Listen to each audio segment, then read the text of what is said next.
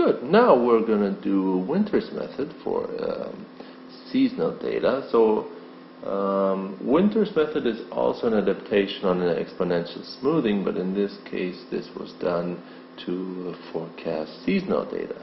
So as we can see from the data that I just estimated right here, we do see that demand starts off at 100, then it goes up, and then it goes down. Then it goes back to around 100, and then it goes up, and then it goes down. So we see this seasonality comes in threes. So I set it up so every third period the same pattern seems to repeat. Okay, now the first question is, how do we get started?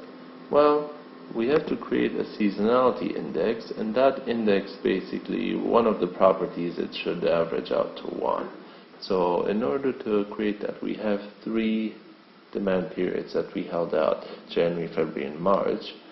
And what I'm going to do, and this is just one way to do it, I'm going to take demand and divide it by the average of demand for the first 3 periods. I'm just going to copy this formula down. So we created our seasonality index, 0.97, 0.34, and 0.69. So this will be our starting point.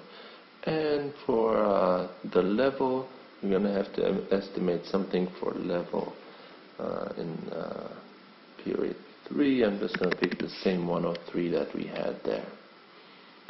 Okay, now what we need to do is we need to create an estimate for level, and level in this case is made up of alpha and several other terms. So we start off by alpha.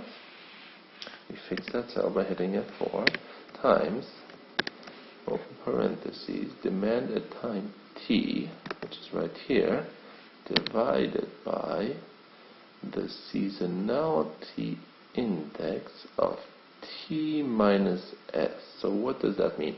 We picked our season to be 3 periods long.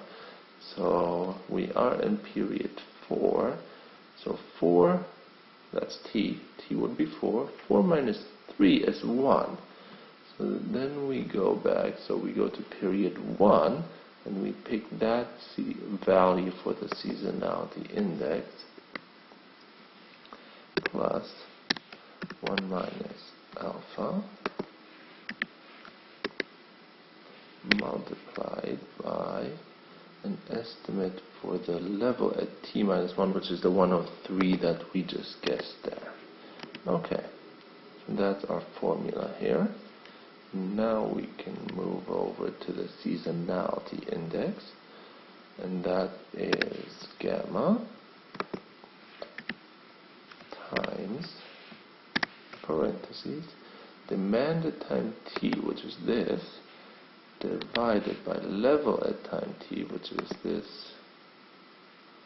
value right here, close parentheses, plus 1 minus gamma, close parentheses, multiplied with the seasonality index of t minus s. We're in period 4, our season is 3 periods long, so we know we need the seasonality index from period 1, which is this value right here. Okay. Now, we can also forecast several periods ahead because we have that seasonality index. In this case, we're just going to forecast 1 period ahead. Now, our forecast equals, so forecast m equals 1, so we're forecasting at t plus 1. T in this case, we have all the information for our period 3. So we want to forecast into period 4. So our forecast is the level at period 3 multiplied by the seasonality index of t plus m. So t is 3, that's the information we have, plus 1, m equals 1, minus s. And s we picked as being 3. So 3 plus 1 minus 3 is 1. And we know that the pattern repeats again, so we know to pick this value for the seasonality index. We lag back 3 periods. Okay. So now all we need to do is we need to copy these values down. And I forgot to adjust my accuracy measures. We need to make sure we have that adjusted. I'm going to check to see, okay, all my averages take into account more values than I need to anyways. So this is our forecast. Okay, and as we can see here, it tracks the seasonality astonishingly well.